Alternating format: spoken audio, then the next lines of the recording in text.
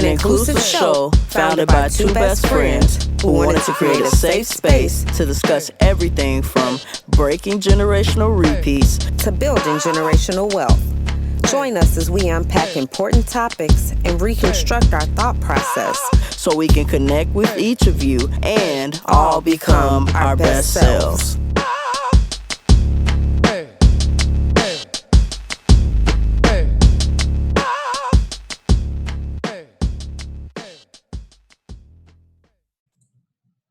Welcome, welcome, welcome. Welcome. I'm your host, Alicia B. And I'm your host, Jay Kroon. And this is Plugged. Today we are recording our first official episode of Plugged. Hey. And we have a special guest here all the way from Texas to talk to us about securing and obtaining the bag.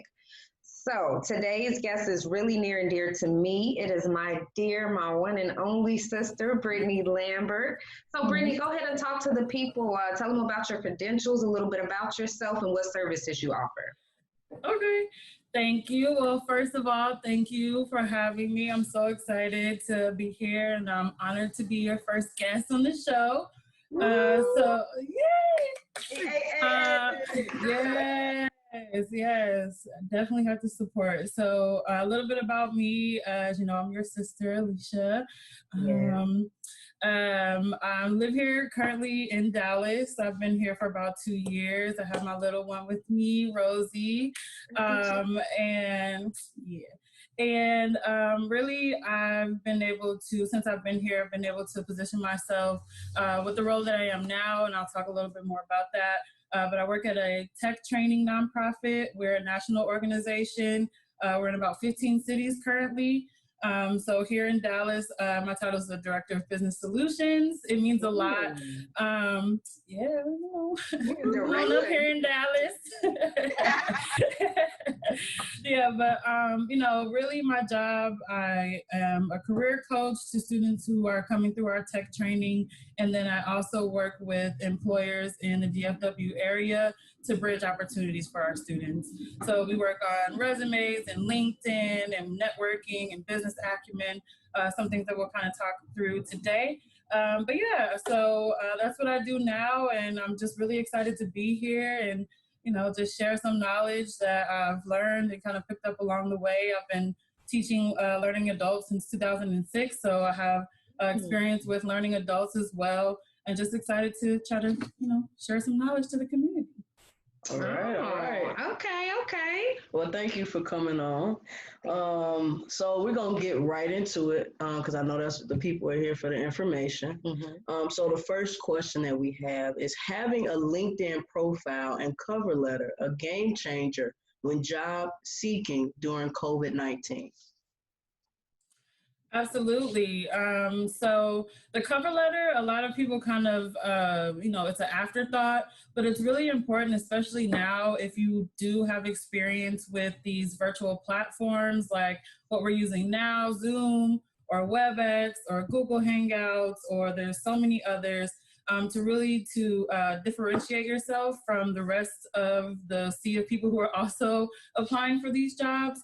And it's really important especially now, since you don't have that in-person experience, to really allow your personality to shine through, which can be difficult, obviously, when you're on a computer and you're nervous or you feel uncomfortable, right? So it's really a good tool to position yourself and really just allow your personality to shine through for these roles and, kind of stand out amongst the crowd for the cover letter. And then with LinkedIn, just as important, if not more important, it's basically, for those who don't know, LinkedIn is the professional Facebook, if you will. So it's a networking tool, it's a job seeking tool, it's also a learning tool. They have a lot of, it's actually called LinkedIn Learning, and they have modules so you can kind of upskill, you can do certifications, but it really allows you to get in front of opportunities that you wouldn't normally have the opportunity to now that we're all home. And it allows you to connect directly with recruiters, hiring managers, HR personnel, so you can really create this rapport with possible employment opportunities. Okay. So is the LinkedIn Learning, is that something new that LinkedIn just started, or has it always been there? Yeah, so LinkedIn Learning is fairly new. It's been around for about, I think, 2 years now, but they have a really robust suite of services and certifications. Ones that I highly recommend, especially now, is their remote working training. So it's basically, I think it's like maybe an hour long training, and it's free. And it basically kind of trains you and gives you the best practices around working remotely. And then they also have another one for time management, which is great. And for employers to see that you are basically trained and certified in remote working, in time management, which is so important right now, as obviously we're working at home. So no one's going to be, looking at are you doing what you're supposed to be doing at this particular time and on your back that way. They need to know, can you manage your own time? So this is something that is really good as a training for you, but also to let employers know that you are well versed in this area, which is literally so important right now. And then when you do these certifications, they actually create a badge on your LinkedIn page. So when employers look at your page, it'll easily pop up right at the top that you have these recent trainings and certifications. Okay. All Yeah, right. it's legit. Like, you have to get into it. If you're really serious about your job search, if you're not on LinkedIn, you are not properly job searching. Okay. All right. So my next question is, what sites are best when seeking employment? Indeed, LinkedIn. What sites would you recommend? Definitely, like I mentioned, LinkedIn is one of my favorite, just because it has so many cool little nuances, the way that you can connect with employers directly and the people who are posting the job directly, and the way, and a lot of people or employers use LinkedIn, and they won't post it on other sites. So it's a really good way. Like I said, it's my favorite way to job search is LinkedIn. But again, you have to build out your profile, and it's a little more time consuming because you really have to make sure that your profile is on point, before you start connecting with possible employers. So it takes a little more time.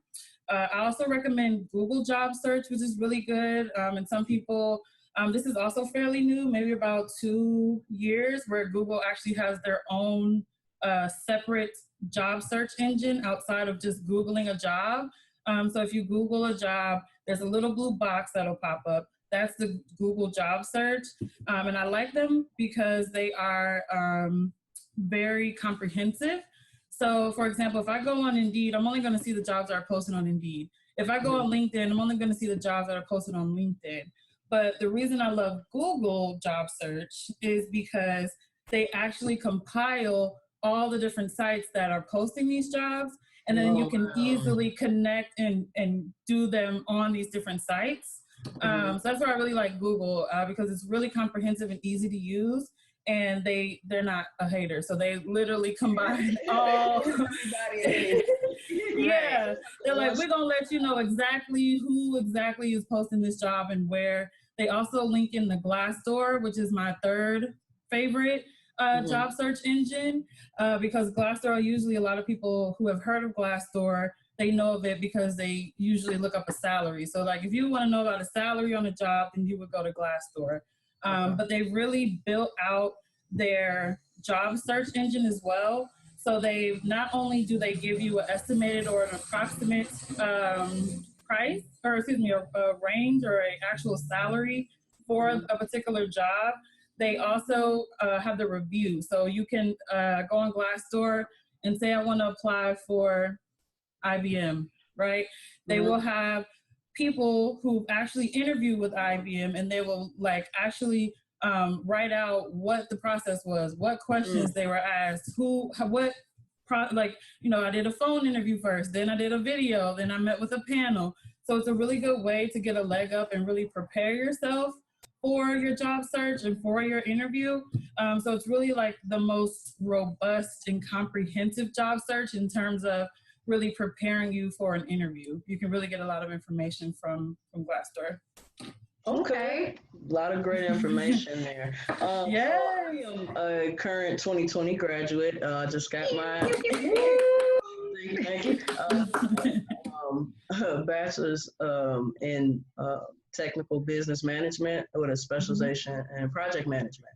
So my next question for you, and not just for the college graduates, is what advice do you have for first high school graduates of 2020, and then what advice do you have for college graduates this year? Okay. Yes, two very different questions, and I'm glad you asked it in that way, because I do think that there's a different approach that should happen depending on if you're a high school student versus if you're a college student. For high school students, upskilling is the best way. So upskill, meaning going on different sites like one I mentioned today, LinkedIn Learning. There's more like Udemy, it's udemy.com. They have a lot of actually free trainings that you can do right now, where they've drastically reduced the cost of their training through the COVID. And it's just really making sure that when you are around the time that you're graduating or immediately after graduation, positioning yourself to get these skills. So like I said, I work for a tech training nonprofit, and we have folks who are in their 30s, 40s, 50s who are getting certifications that someone at 18 can easily do, right? Mm-hmm. So kind of preparing yourself with these very attainable certifications, trainings. Like I said, if you're in IT or interested in IT, that's one way. It doesn't have to be that. You can also, if you're interested in even sales or retail, or if you're interested in communications or finance, like LinkedIn Learning, Udemy, amongst several other sites where you can go and upskill is the most important thing, especially for the youngsters coming out of high school. For college, the same, in terms of upskilling and really getting certifications and training in your specific field. For high schoolers, they may not know they may not be as well in tune to what they want to do as someone who's in college. So, play the field, but when you're a college grad and you've gone through 4 years, you pretty much know what you're doing. So use, or should, right? Took me a while. So, okay. But using those upskills and those trainings and those certifications to really hone the skill. Again, as I mentioned, I work with students who are adults and they have a 4-year degree, for example, in information technology, but it's hard for them to get a degree because they don't have a certification that literally we train them in 10 weeks. So it's really making sure that not only do you have like the theory of what you're doing and learning in class, but actually being able to upskill and train yourself on it on the hands-on part.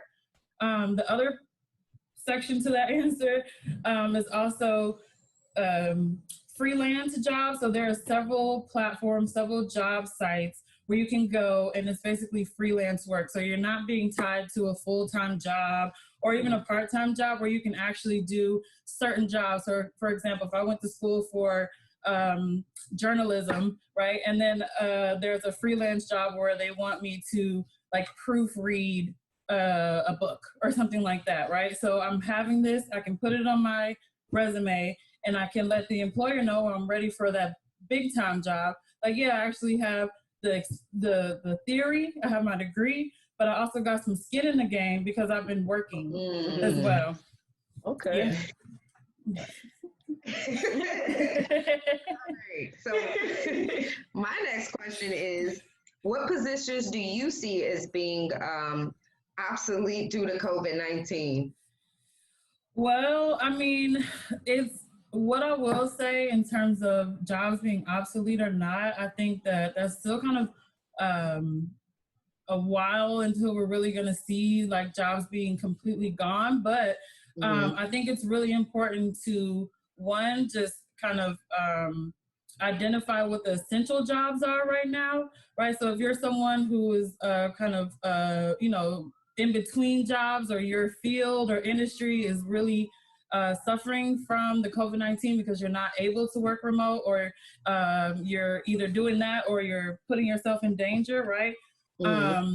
It depends. You really have to do some self-assessment and figure out, what's important. So if you're trying to get back to work and knowing what essential is important, right? Like knowing what your state, your government is defining as an essential service, to align yourself with that, because as we've seen, this is something that was supposed to last like maybe a month, and I don't even know what week, month, day we're in this. Yeah. So it's really important to think in the future, because this could be our new norm for quite a while. So it's really important to, if you are someone who's like, I need to get back to work now, that essential, knowing what that is and kind of working within those essential roles is important. And then also, obviously, we've seen, retail suffering. We've seen food service suffering. So, I mean, top of mind, I think we really have to change the conversation and the way that we kind of roll out these services to people and the way that we interact for these services. But the same conversation is changing for not only this, those industries, but also education, the way we teach our kids, them going to school or not, doing things, remote. And as well as, and while we're here today, is the job force, the workforce.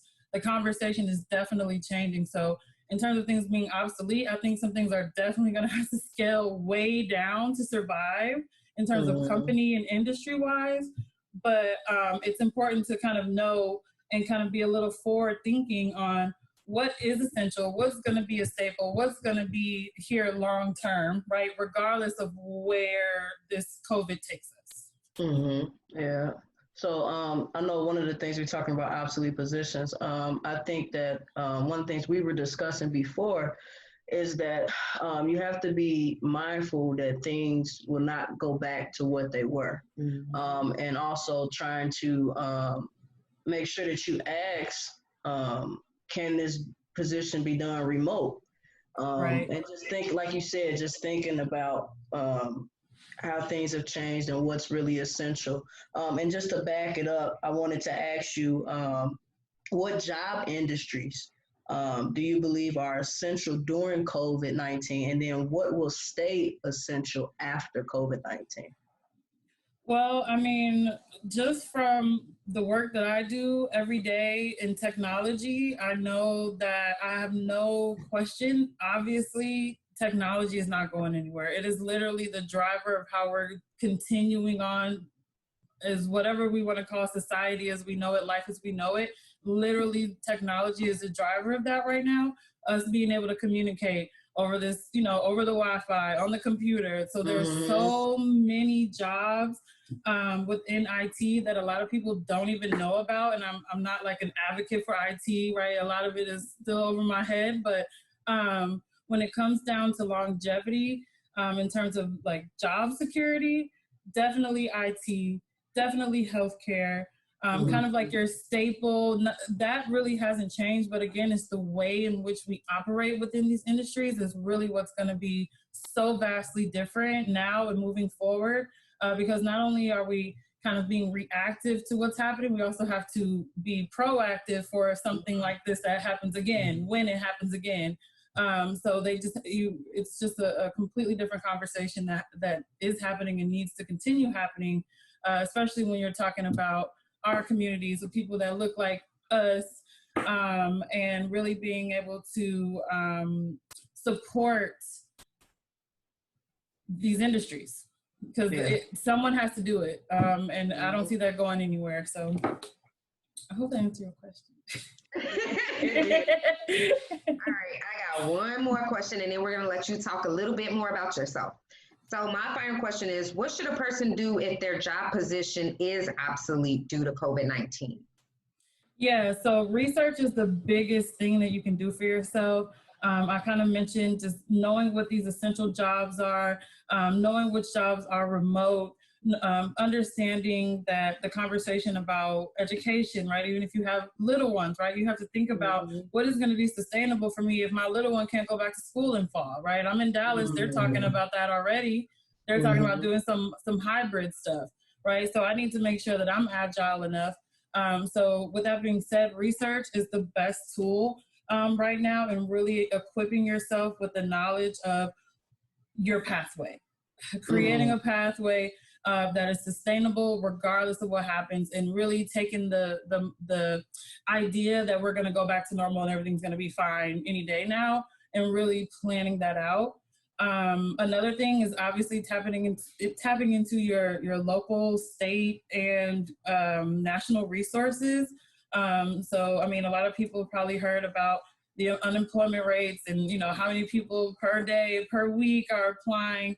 But it's a service and it's here for us. And they are moving on that, depending on, like, again, I'm here in Texas.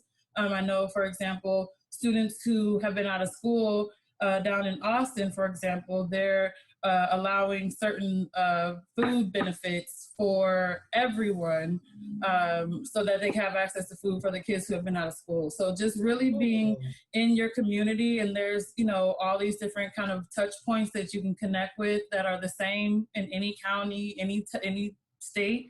And being able to really get these touch points and really equip yourself with knowledge and tapping into these resources because they're there for us. Okay. So now we want to talk a little bit about the professional services that you, the professional development services that you provide, because I am obviously currently job searching. And one of the things I'm excited about is you becoming my coach and us together. So if you would just describe a little bit about that, and I'm going to be documenting the process. But I want you to talk about, yeah, it is. I'm excited. And I'm excited to find a job in my career field. So that's exciting. Yes, that's even more exciting. Get into the bag. Yes, so obtaining the bag. For those who don't know what that term means, it's just to make sure that you get your money during COVID. So can you just share with us what your services are and just a little bit of what that process may look like as far as coaching? Yeah, so it's a lot that goes into career coaching, right? So if I just approach you, you're like, yeah, I'm looking for a job, and I'm like, okay, well, here's a job, right? That is a gross disconnect, right? I really have to know you as a person. What are your passions? What motivates you? What values do you have? Where do you see yourself in the next 2 years, 1 year, 6 months, 6 years? So it's really about self-awareness and self-assessment first. And that's something that I do with my students now on the first day that we meet, and we really kind of dig deep, and really get to know what motivates you as a person. And we really use that to build and create a career path for you. So my services, it's hard to pinpoint, right? Because I can say, yeah, I do resumes, I do cover letters, LinkedIn, promotion letters, 2-week notices, right?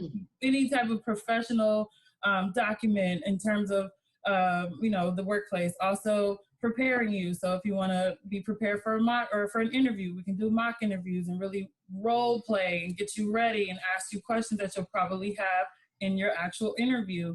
I could do tailored job leads, right? Being able to help you with actually properly searching and applying for jobs, right? But really what it comes down to is, are you ready for that? And what is your motivation behind that? Because me as a coach, I'm never going to tell you, this is what you need to do, right? I'm going to give you some options. I'm going to ask you some powerful questions, right? And we're really going to allow you to be the driver of your own success. And I'm just going to be that support system and that baseline for you. So with my services, I do all that, right? But that's hard to put on a business card, right? So resumes, LinkedIn, but it's really a lot more. It's going to be a series of 4 coaching sessions that we do. And like I said, that first one's going to really be around introspection, around you, your motivations, what you want to do, setting your goals. And for the rest of the sessions, we basically set ways to do that and actionable solutions that you can take home and work on, because it's a lot of work, right? It's not easy to be properly prepared for a job, because again, if I just hand you a job, but your house ain't right? Like, or your family, maybe they get into it or something, right? Or your finances, you're like, I don't got time for this introspection. I need a job. They talk about turning my lights off right now, right? Yeah. Right? That's all gonna affect the way that you work. It's gonna affect the way that you work, and it's gonna affect how you work, and it's gonna affect where you work and how you apply. So we really take a deep dive into that again, and make sure that you're comfortable with the plan, because it's your plan. I'm not, an end all be all. It's literally you, and I'm just helping you pull these certain things that you already have. I have a saying that I learned: everyone is naturally creative, resourceful, and whole, right? Mm-hmm. You literally have everything that you need, right? Mm-hmm. It's just the guidance or the motivation or the resources or the opportunity, It's right? already inside of you. Indeed, indeed. Literally. So that's what we do. Okay. Well, thank you so much, sister. For Thank you. letting us interview you, letting us ask these important questions during COVID so that we can get this information out to these people. Again, go ahead and what is that website they can reach you at if they want your service? Yes. So I can be reached at the Double Bottom Line on Facebook, Instagram, or at gmail.com. That's the best way to get a hold of me. If you know me personally, text me, call me, and yeah, we'll set something up. Okay. And then we can be found at Plugged Show, so capital P, capital S, and it's SHO for show. So at Plugged Show for Instagram and Facebook. So we're very, very thankful to have you on the show for making our vision come true today. Yeah. So proud of you too. Thank you. For young folks, for recent graduates, for the community. Thank you for the work you're doing. Thank you for providing a service that's really, really needed. Was definitely needed before, but especially during COVID, because I feel like our people really don't have those resources sometimes, or the knowledge about where those resources are. Absolutely. That's all you need is those resources and the connection. Yeah, and that's exactly what Plugged is. We want to make sure that we're making those connections. So we're happy to be connected with you and plugged in, and we hope that others plug in with you as we go forward. And we would love to have you back. Yes, we would. Absolutely. Anytime. Thank you so much. Thank y'all so much. Thank you, Brittany. So this is Plugged, and I'm your host, Jay Kroon. I'm Alicia B. And we're out. Peace and blessings.